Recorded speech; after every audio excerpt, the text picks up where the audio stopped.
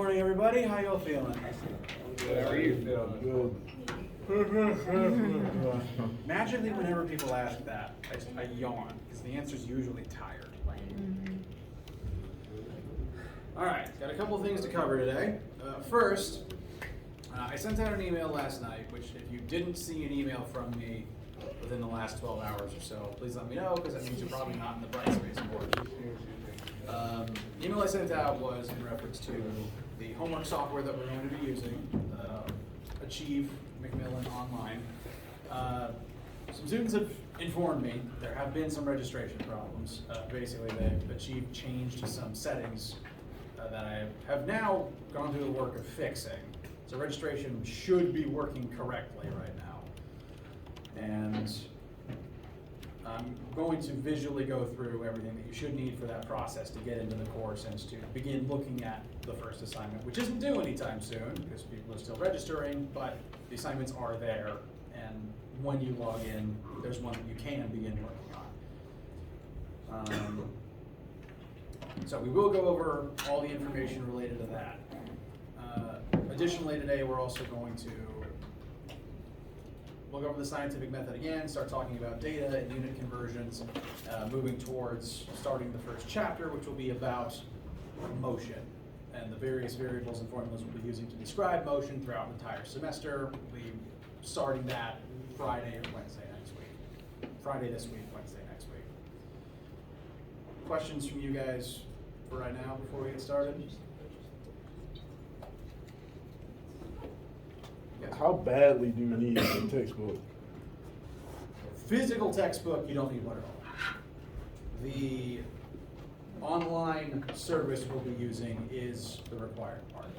And that does have textbook information in it. It is the service that it's an online service that has the questions from the book loaded so that you can do them, input your answers, get it auto-graded, and then if you're having trouble on a question, it can direct you to a page from the book that it has saved on the site about that information. Okay. So it's kind of a combo homework system and e-text. Yes? So is that a new link that you posted there? Yes, this is a new link. Part of the problem is I have the wrong link, and for that I apologize. Does that answer the question? Yep. Did I answer your question as well? Okay. So do you know the difference? I have two options to buy, Achieve and Achieve Essentials. Plus iClick for student, like one version's more expensive than the other. What's the lowest cost you see? $50. Okay, that's one of the other things that I wanted to apologize about. I've used this service in the past, but it's been a year or two since I specifically taught Phys1000. In that time, it appears as though they have increased the price from $30 to $50, which I'm not a fan of, but I do feel it's still cheaper than getting a textbook these days. I'm not happy about it, and I'm going to be contacting the service to make sure that what I'm understanding is true. And I'm still working with the office to make sure that scholarships and textbook fees, figure out how to apply that, because I haven't had to do that from the student side in a while. Yes? So, I got into it, never no assignments on it yet. Does that mean I'm Really? wrong? That's how it is for mine too. Interesting. Well, so that's another thing for me to fix, because I thought the assignments were visible. Let's see if I can do that. The now. ones that are on there, it says, like on the calendar, is from last year. Yeah. That's what it is. It imported the due dates literally, not figuratively. Like, it didn't remember, like, not just January 30th, it was January 30th, 2021. All the ones we see are May 8th. I don't even see January. Okay. Well, you'll be happy to know that once I get all that updated and working, I'm moving towards the idea of not having due dates for the homework. Sounds great. The idea being, the homework for this class is intended to be practice. And the point of practice is for it to be low stakes. You can do it over and over again until it makes sense to you. Now, we'll be doing about a chapter a week, and so you should be working on the relevant homework as each week goes by. Like, I'll tell you this week is chapter 1, and so you should be following along in the chapter 1 homework while you're studying during that week. But I'm moving away from the idea of due dates because I find that students always panic about getting it done by a specific time. And one, panicking isn't good. Two, the whole point is practice, and I want you to be able to go back to that practice if you need to refresh on it. And if the homework is due, it's not always easy for me to get students back into what wasn't logged as an old assignment. So if there's no due dates, you can just keep revisiting it and fixing it and re-practicing it over the entire semester, because test 1 will be about the first 4 chapters. We're going to review the first 4 chapters for that, and the final will be about all of the chapters, so you want to review the old ones for that too. No due dates means you can just keep logging back into them, and you just want to make sure you've practiced everything by the final and the end of the semester. Does that sound fair? All right. So I'll make sure they're visible. It might not say, the due date might remain May 5th or something to that effect, but I'll make sure they're visible for everybody correctly. So thank you for letting me know. While I've got this up and while we're on this particular subject, I have updated all of the information needed to register for the service here on the Brightspace page. This is in the Introductions and Resources tab. If you click on that panel specifically, you get taken to this entry, which has both the course ID, which is currently highlighted, and also the new correct link that you should be clicking. You may have to refresh the page if you have it loaded from a day or 2 ago. If you click that link, I'm already signed in, so I wanted to show what it looks like if you aren't already logged in. That's the wrong browser. No, wrong screen. That's the browser.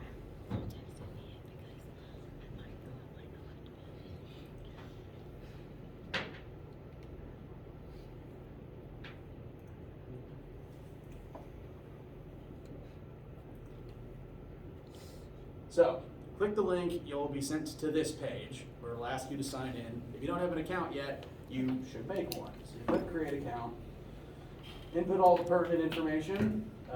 Main important thing is to make sure that you do list PC as your school, because that'll make sure you can end up in the correct course because it's associated with the school. Input all the info to create your account. And once you make said account, you'll get a confirmation email in the inbox you set up just to confirm the account. Click the link there, and then you'll be allowed to sign in. Once you sign in, this is my test.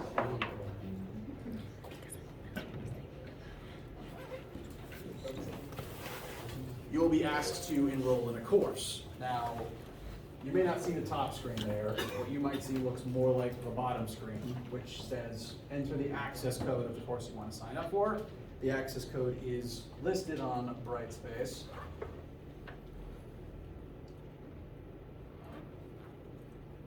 It is WSASQN. You can come over here and copy it over if you want to. It does work to copy paste. You hit enter, it's not working for me because I'm already signed up for that class. But once you hit that link, you should then see, once you input that code and hit enter, you should see welcome to Phys1000 Spring 2023. From there you have 2 options, and I'm going to recommend, for right now, everyone click start grace period.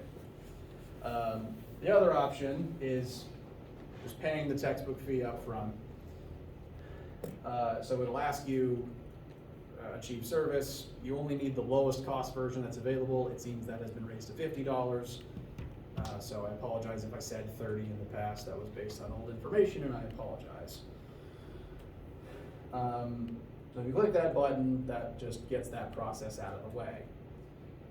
If you hit start grace period, that opens, you can then enter the course normally, and it starts a 2-week period before you then have to go through the first one. I will show what that looks like. 2-week grace period, hit OK, and then you can finish enrollment, you can enter the class and begin the assignments that are there once I make sure they're visible. The assign-in page that you should see, once you get in, will eventually look something like this. And we'll list all the assignments in a mostly numbered order. I don't know why 2 is above 1. The first assignment that I would draw your attention to, because we haven't technically even begun chapter 1 yet, first assignment I would draw your attention to is homework math review. This is more review of the things that we are doing in lab this week and stuff that we talked about in class this week, just of the algebra skills and the unit conversions that are the building blocks of all the math we'll be doing throughout the semester. So that first assignment is still dusting off those gears and familiarizing yourself with how this system works. That's the one that once you're logged in and once I make absolutely certain that everyone can see it, that's the one that I would draw that you should. I can't talk and I'm thirsty, excuse me. If you are ever in any job that requires long amounts of talking, keep water on hand and take care of your voice. That assignment, homework math review, is the first one you should work on. Again, no due dates, but that's the first one. Do work on it, do begin it, because it's the essentials you'll need for the rest of the course. This is a little off topic, but I just really enjoyed your Shaggy impression. How many impressions would you say you can do, like, this turtle? I haven't kept track. Whether or not I can do one just depends on if it's in my range and I've practiced it. I don't have a very good number, and a lot of them are just like voices from things I enjoy. So whether or not you know who the characters are depends on if you're into the same movies and video games as I'm into. If you start listing things randomly, I can say yes or no, but again, depending on how much our interests overlap will depend on how many yeses there are. I'm going to laugh a lot, because I like Scooby-Doo and Star Wars. Sorry, Scooby-Doo and Star Wars. I like that. I do tend to, just as an easy Halloween costume, dress as Shaggy every year at my church function and have a Scooby plush that hangs from my hip, because I can, hold on. Again, take care of your voice.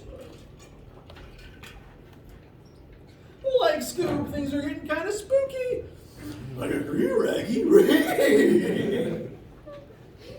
So I can kind of do them as a double act.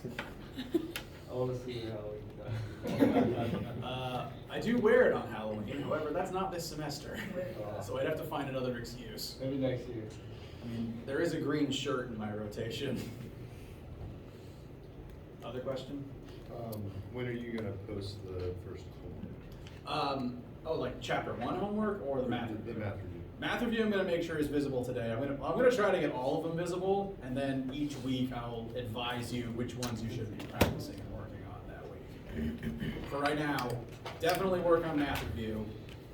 Look over the chapter 1 stuff if you have time and you're curious. But we haven't started chapter 1 yet.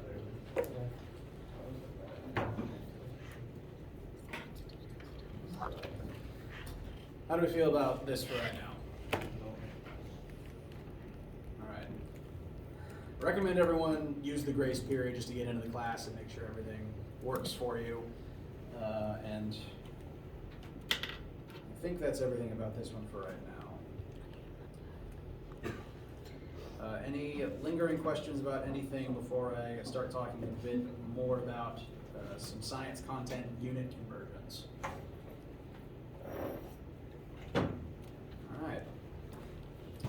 So, last time, we kind of concluded with a quick cursory glance at the scientific method.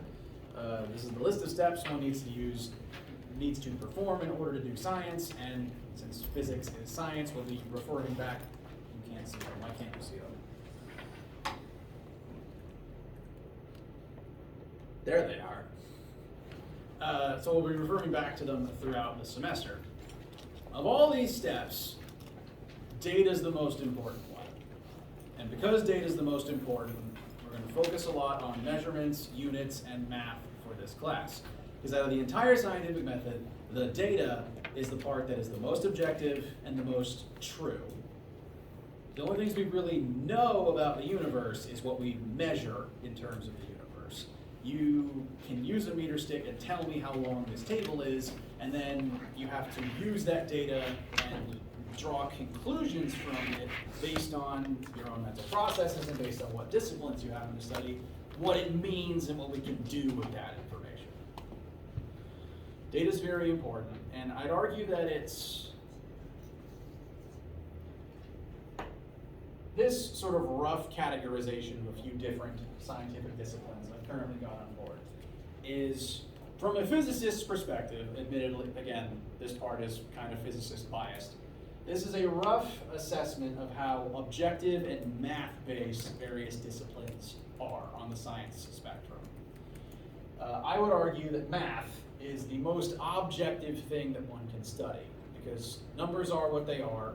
The calculations point to a specific definitive numerical answer, and in a raw calculus class, you're not really focused on meaning what the numbers mean, you're just focused on what's the answer, what is the next number.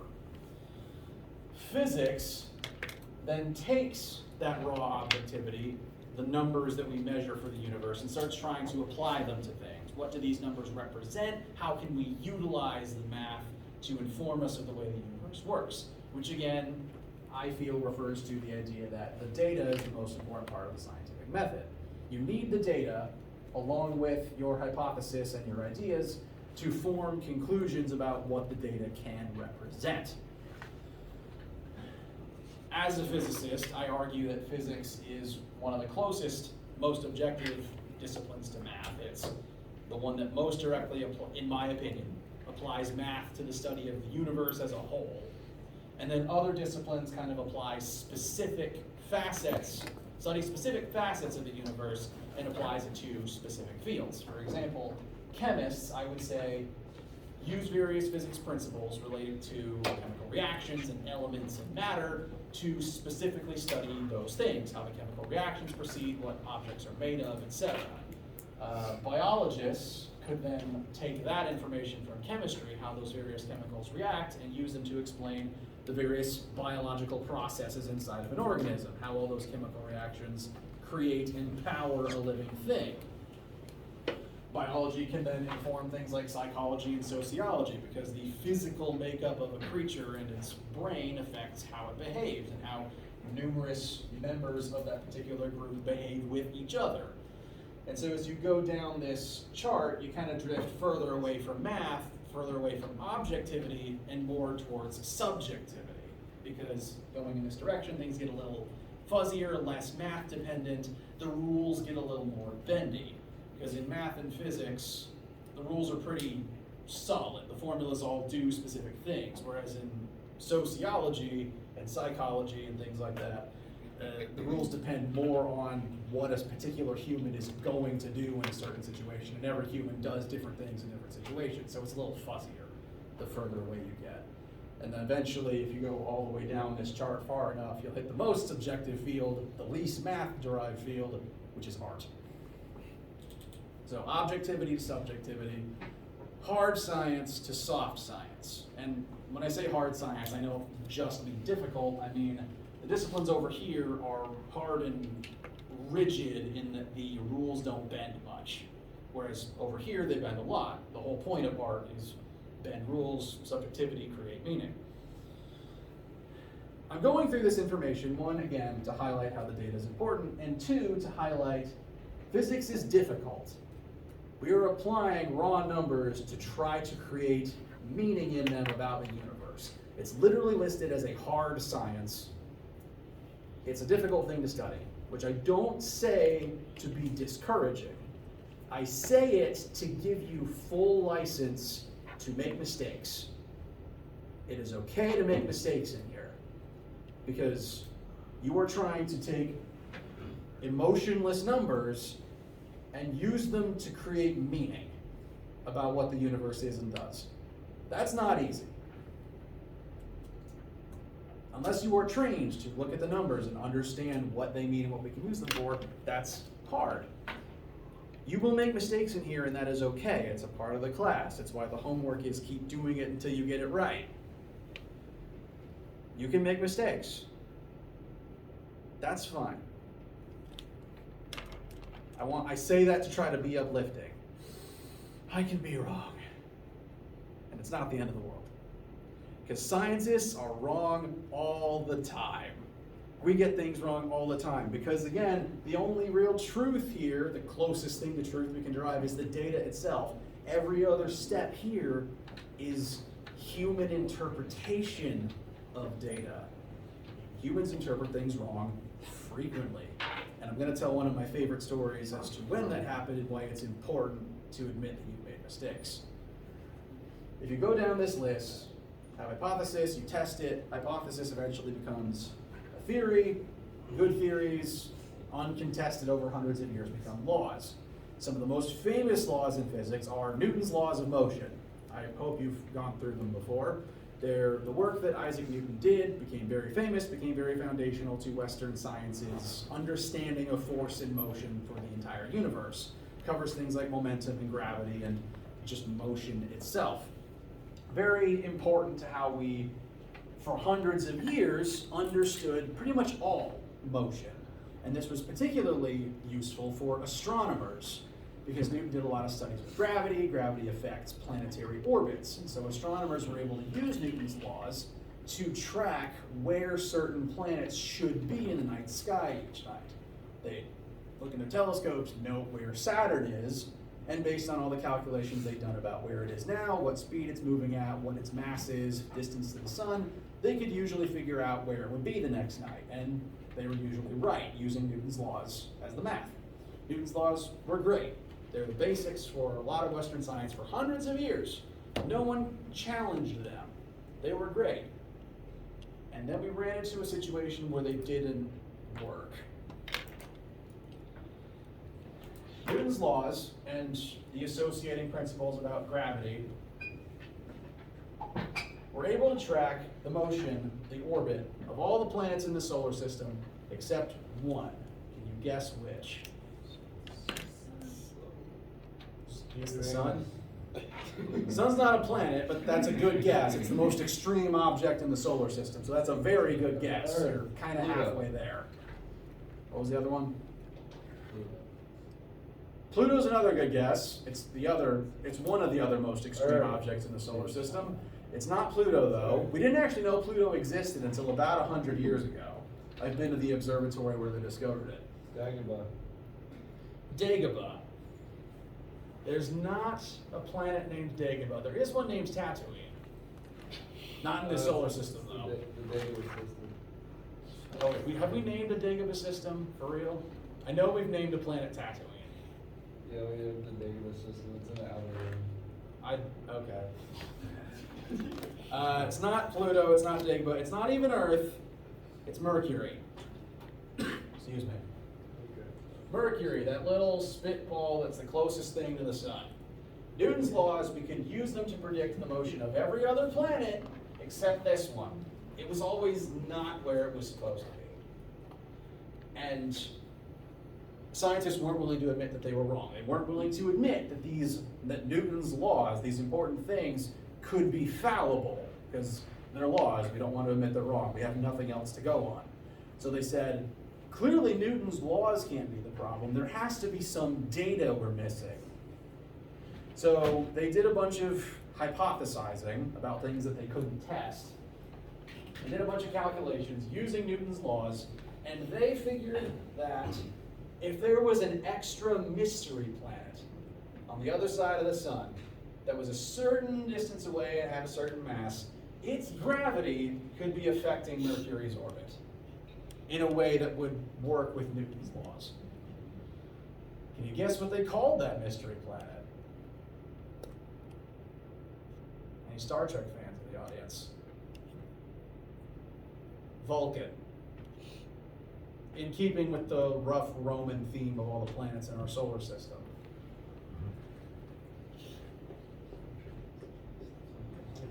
They just figured this planet must exist for our worldview to be correct, and they called it Vulcan. And for maybe 100 years, people just believed it. It has to be there. We've never seen it because conveniently it's always on the opposite side of the sun from us, but it has to be there. And so there's actual astronomical models and toys and museum exhibits from a century or so ago that had Vulcan in it.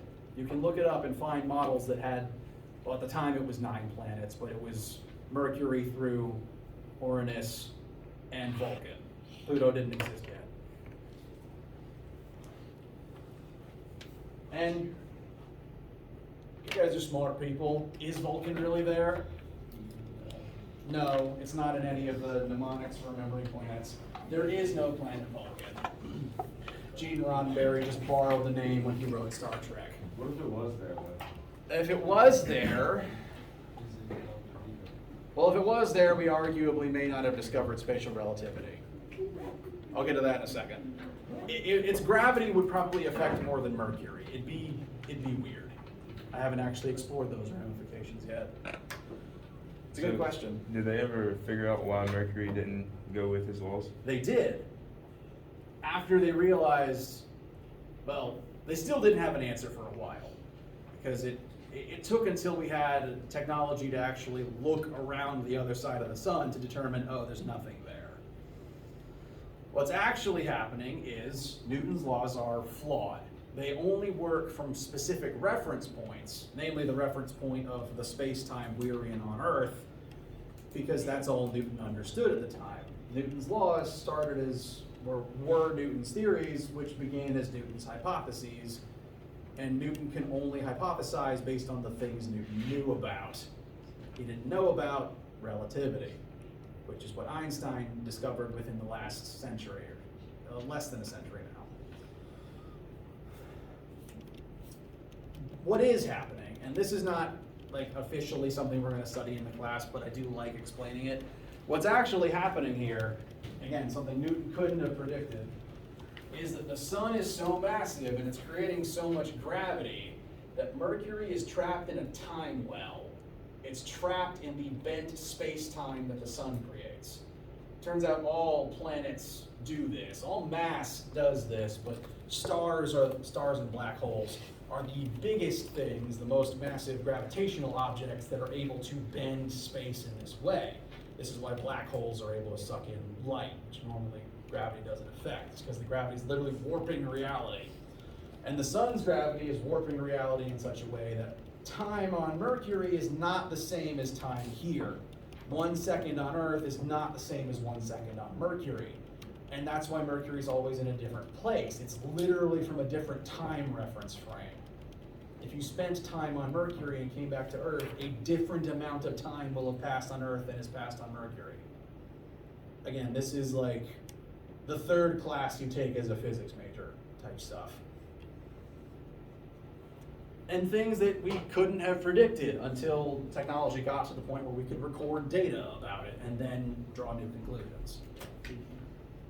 Scientists can be wrong, and it's important to check the data, keep collecting new data, and keep making better hypotheses, theories, and laws.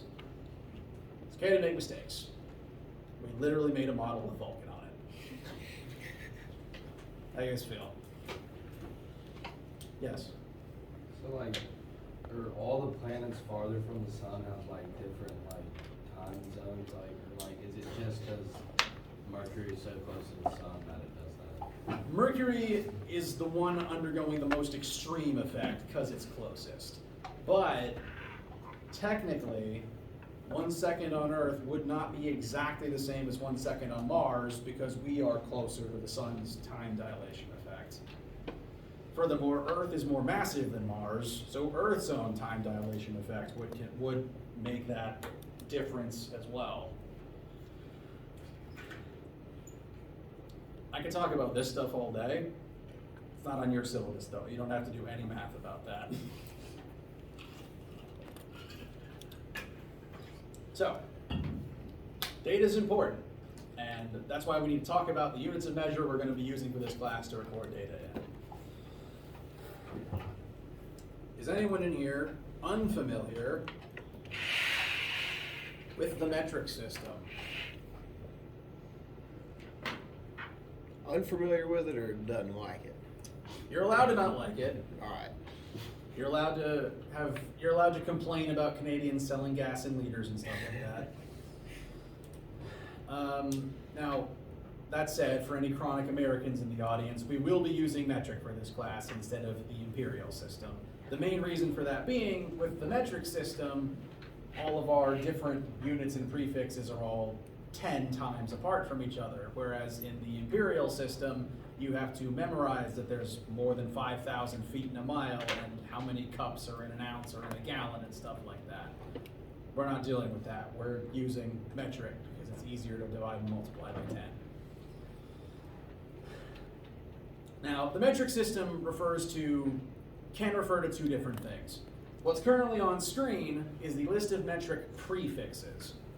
And these are the words, the multipliers that you can add to a various unit to make it bigger or smaller.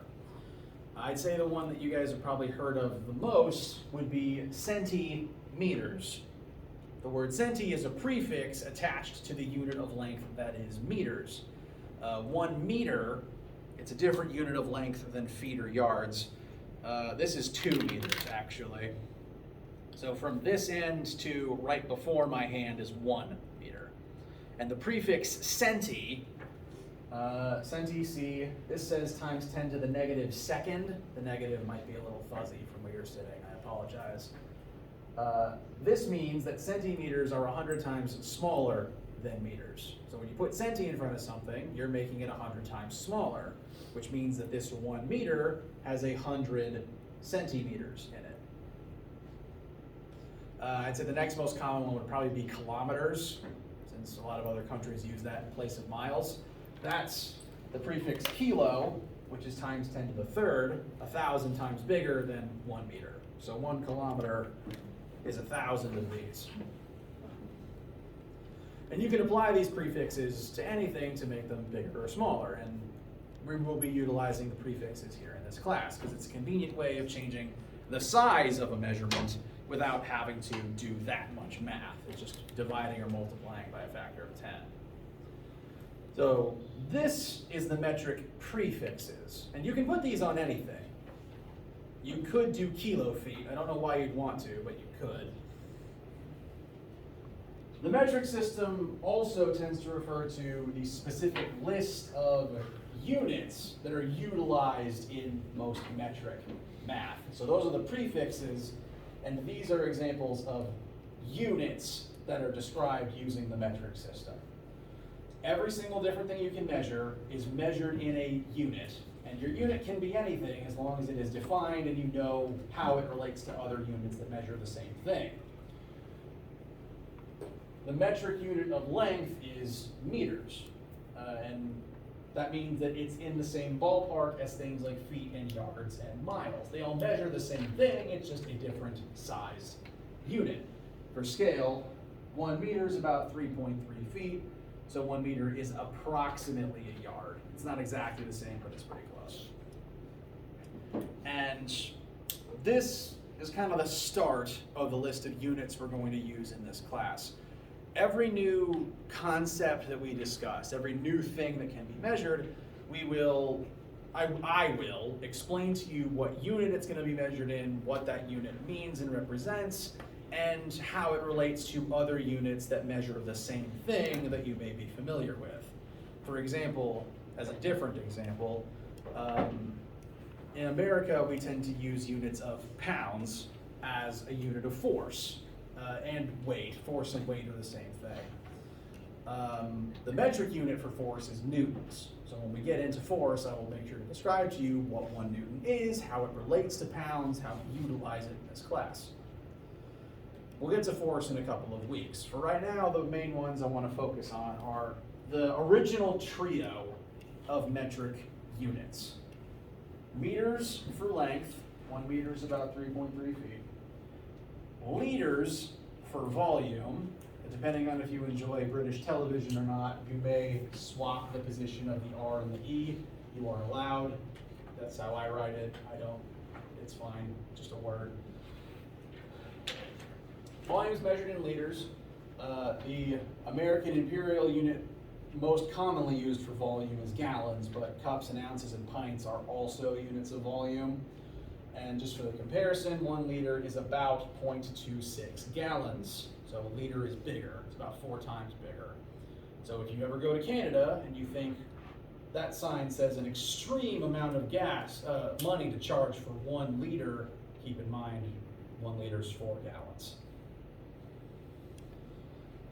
The metric unit for mass is grams, and grams is kind of funny in that there isn't really an imperial counterpart to grams. We don't really talk about mass in the United States all that much.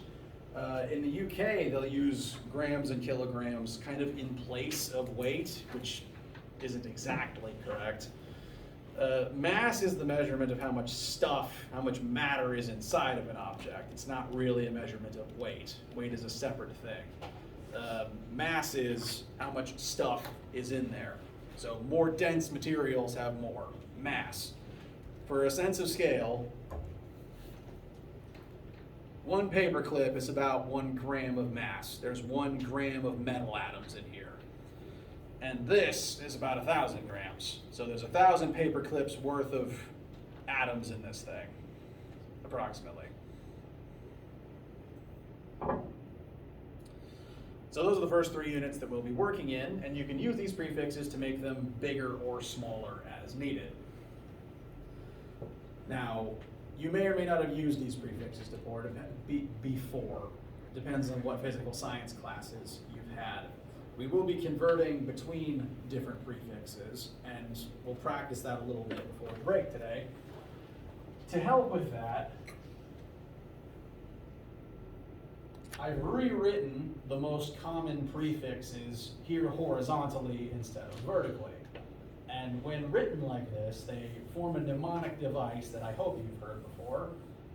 They're ordered in terms of K for kilo, which is 1,000 times bigger than base, H for hecto, which is 100 times bigger than base, D for deca, capital D for deca, that's 10 times bigger than base. Base itself is the unit without a prefix, 1 meter, 1 gram, 1 liter.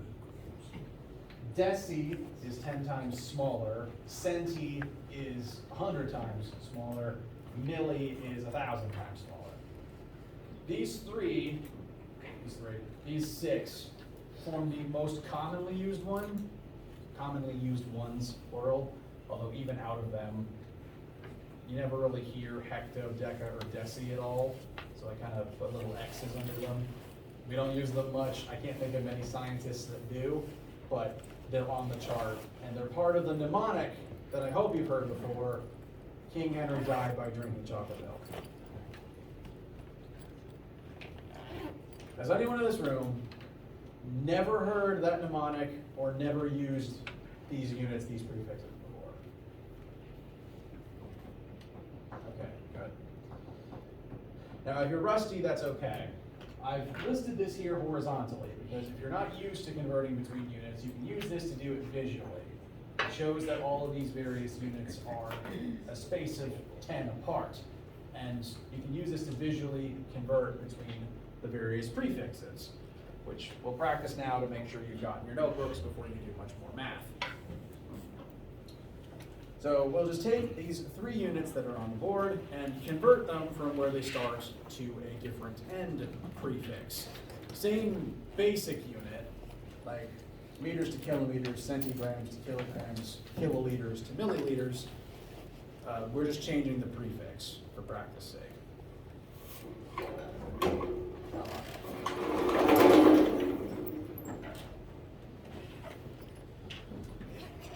So, we're going to start with 10 meters. We want to turn that into kilometers.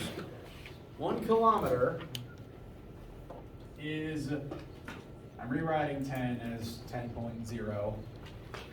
1 kilometer is 1,000 times bigger than 1 meter. So in doing this conversion, is this number going to get bigger or smaller?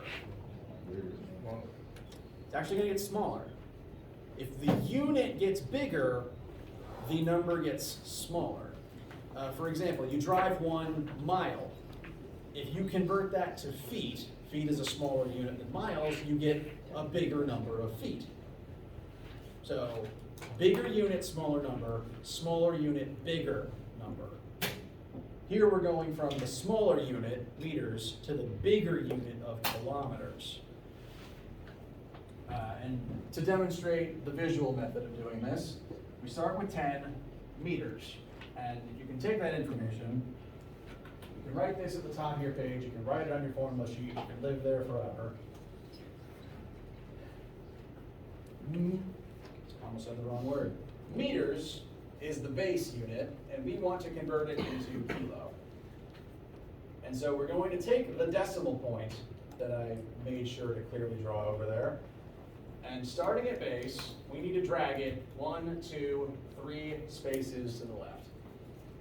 In doing this, we are dividing by 10 3 times as we make the unit bigger with each jump.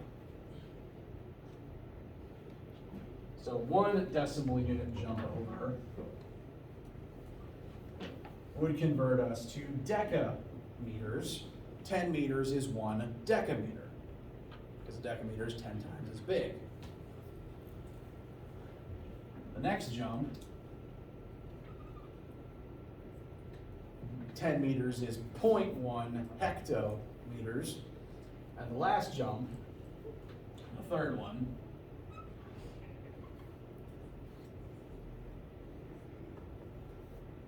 says that 10 meters is 0.01 kilometers. When you jump the decimal point left or right, you're basically you're dividing by 10 if you're scrolling it to the left. You're making the unit bigger, but the number smaller. How does this feel so far?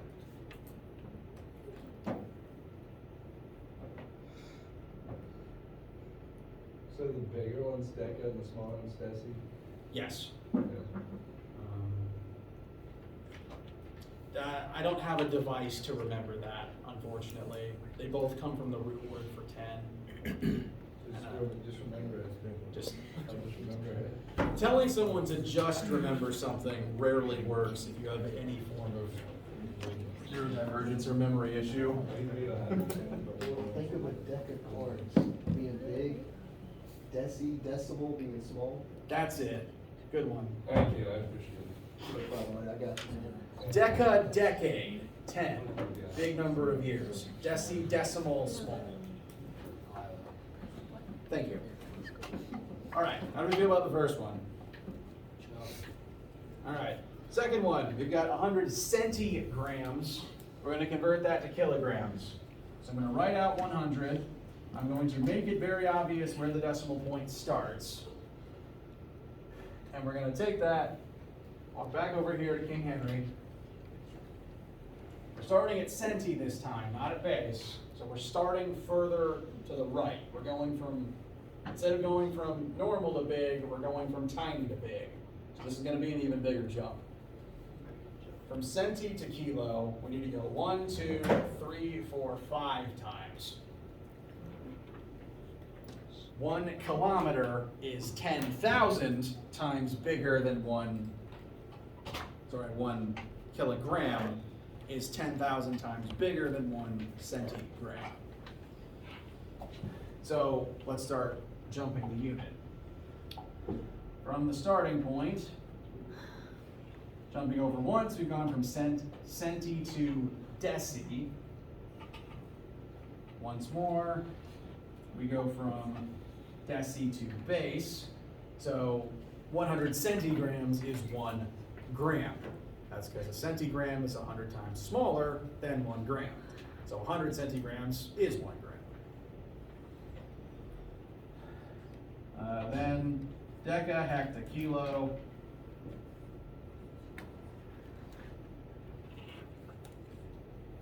"100 centigrams is 1 gram is 0.001 kilograms.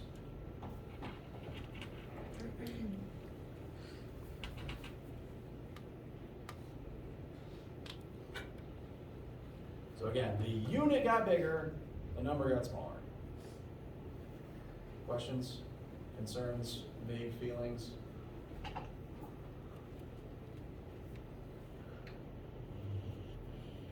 All right. Last one, we're going to go from 1,000 kiloliters, which is about 4,000 gallons of gas, into milliliters. Here we're going from big unit to small unit. So is the number going to get bigger or smaller? Good. Bigger, very good. 1,000 kilometers is even more meters, and the same logic will apply here. So we're starting at kilo, which means we start here now. We have to jump all the way to milli. So that's 1, 2, 3, 4, 5, 6 pops, dividing by 100,000. Actually, we're multiplying by 100,000. No.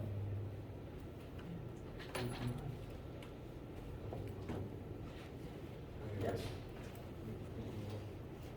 So, 1, 2, 3, 4, 5, 6.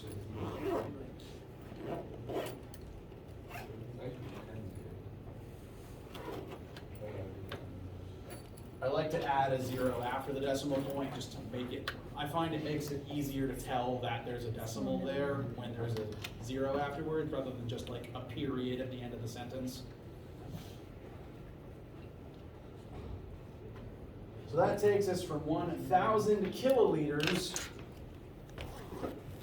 to 1,000 million billion, 1 trillion milliliters.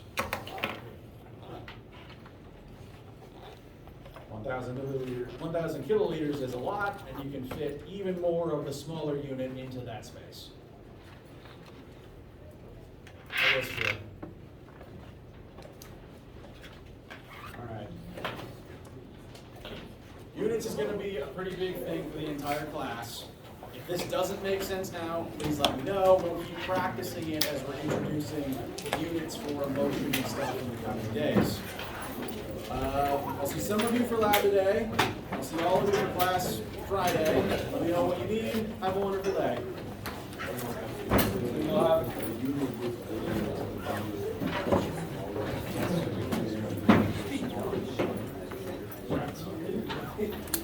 want to say something. Lab is right down here. Yes. It's, well,